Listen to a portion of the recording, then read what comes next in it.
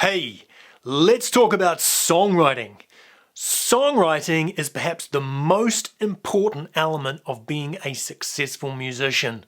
I can name dozens of virtuoso musicians who play their instrument at the highest levels and who have never had a big song. And, in fact, you've probably never even heard of them. I can also rattle off names of popular artists with questionable talent who have hit songs, largely because someone else wrote them for them. So let's get down to business. The reason for this disparity is quite simple. Most of the people who are going to listen to your songs are non-musicians. They don't have any musical ability. They don't have any musical talent. They don't understand scales, modes, time signatures, or any other aspects of music. They just know what they like.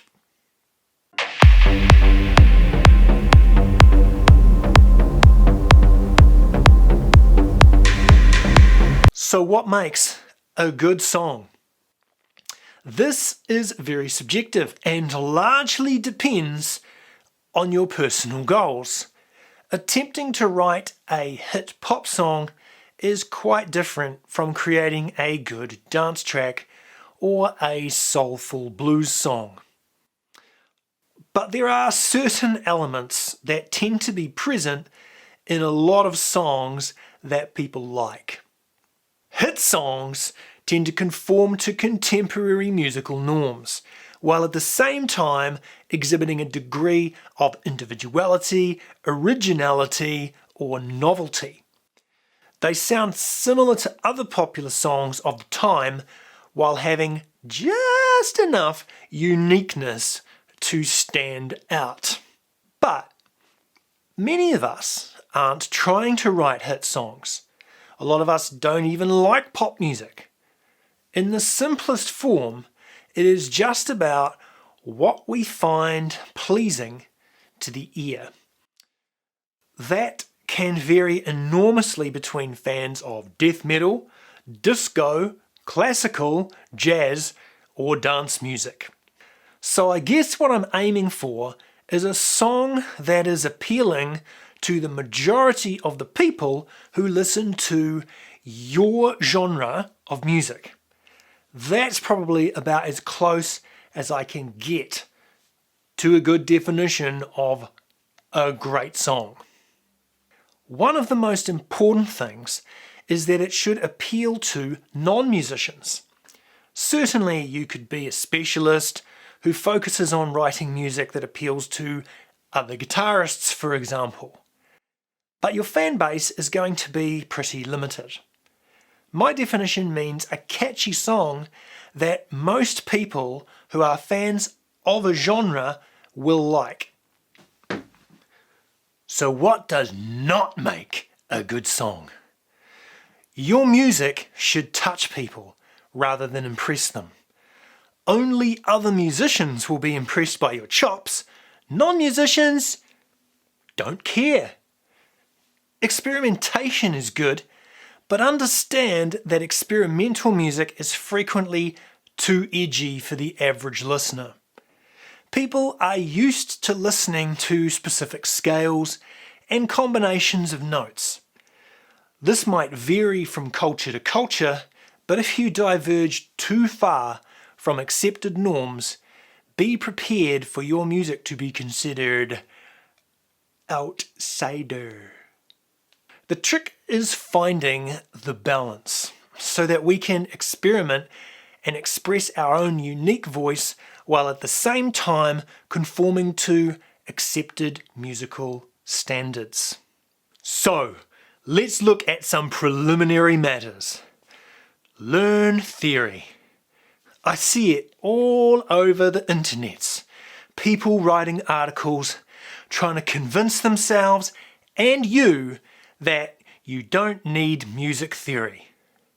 And sure, you don't technically need to understand music theory to write songs, but it sure as hell helps. You don't need to have training in sketching and painting to be an artist, but if you do, you'll understand what you're doing and be able to do it a lot better. It's generally lazy people who don't want to do the work of understanding music theory who argue that music theory is not necessary and there are heaps of famous musicians who don't know theory. I would argue that every single one of those musicians would be better if they did know theory. Another thing is that I find that there's quite a lot of musicians out there who, even though they might say in an article or an interview somewhere that they never formally learned music theory, but they're actually lying because they really did. Even Eddie Van Halen, I saw an interview where, or I heard things, I heard where Eddie Van Halen, he never learned any music theory, he never had a guitar lesson. However, before playing the guitar, he was a very, very good pianist who happened to know a lot of music theory from playing the piano. So I would take things like that with a grain of salt. At the end of the day, it's up to you. It's your journey. But if it was me, the first thing that I would learn to do, if I were just starting my journey as a musician, would be to get training in my instrument and music theory. So, next thing, create some limits. Right at the beginning of the songwriting process, you should create some limits for yourself. This might sound counterproductive, but in fact, restrictions will provide fertile ground for your creativity. This is because they filter out unnecessary ideas and options from your brain.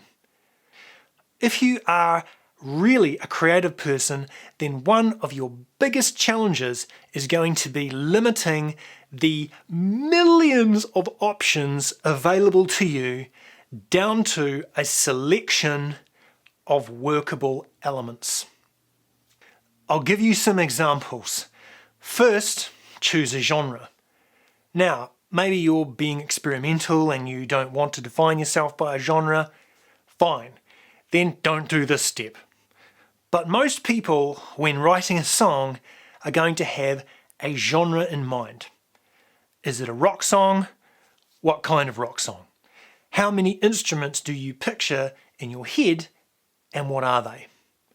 If it's an electronic song, is it techno, house, D&B, future bass, big beat, dubstep, funktronica, dungeon synth, acid jazz, sham step, gabba, chill wave, electro, French house, EBM, psychedelic trance, two-step, chip tune? So I just catch my breath.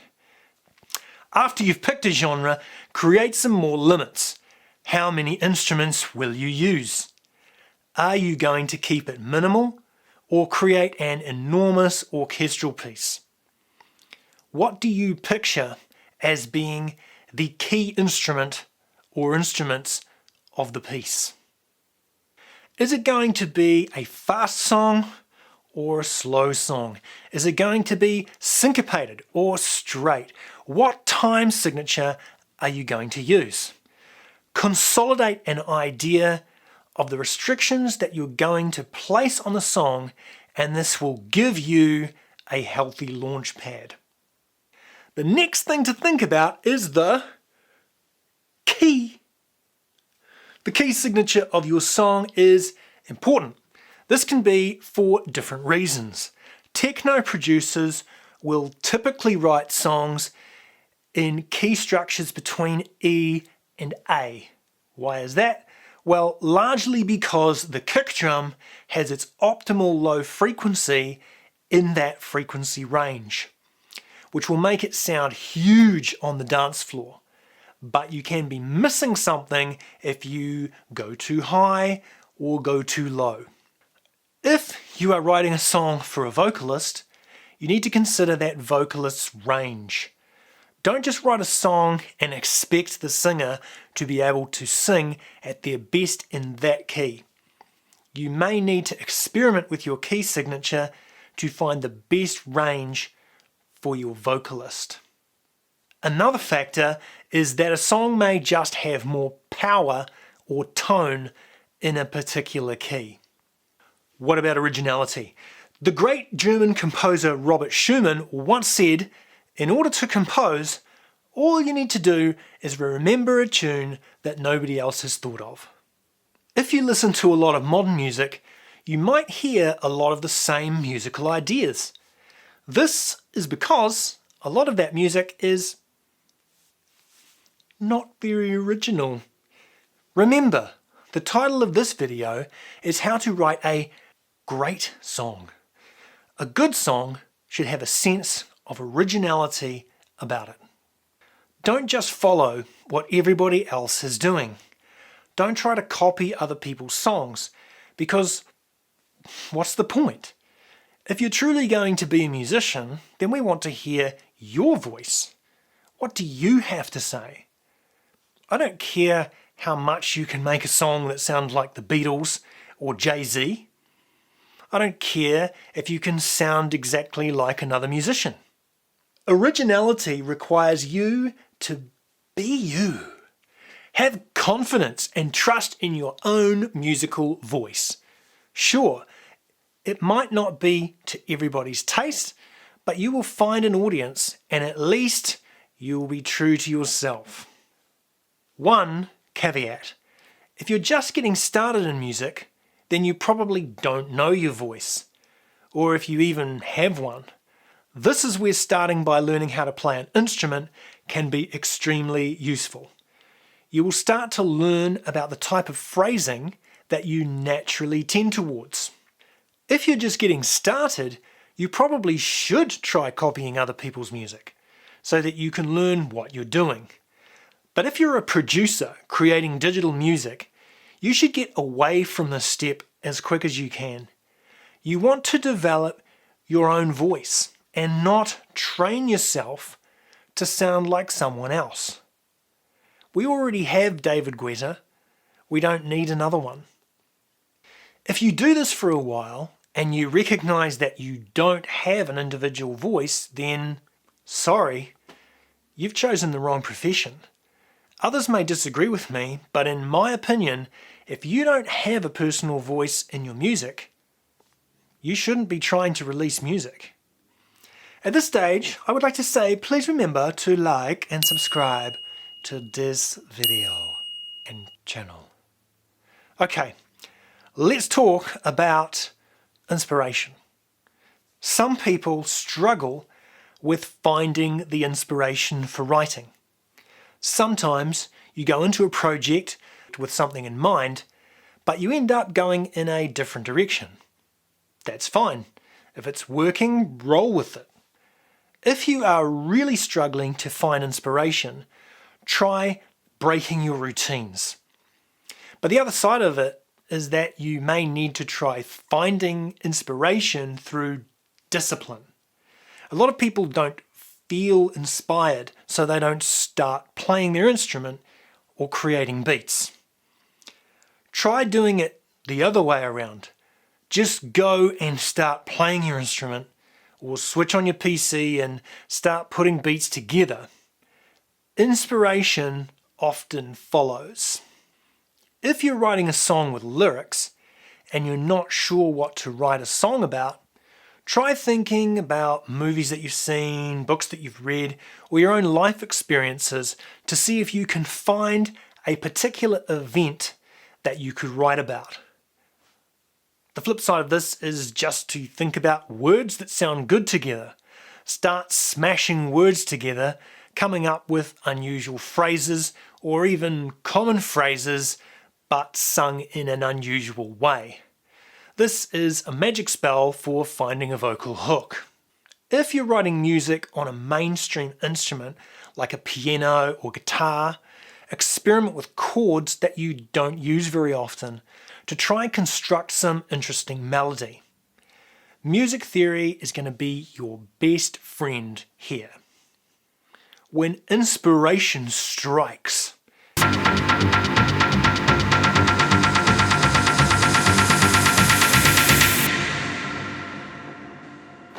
There's one really important thing you should keep in mind.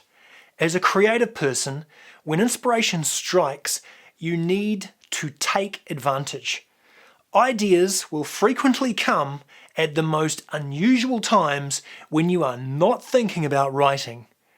If you wake up in the middle of the night with a great riff or a catchy vocal, get up and write it down. I've got a voice recorder on my phone and it's one of the best apps I have. If you leave it, you're going to find that you can't remember it again in the morning. So take advantage when lightning strikes. If you're a vocalist, keep a journal of your lyrics. These can come in extremely handy when you're struggling to find inspiration for a song. Same goes if you're a musician.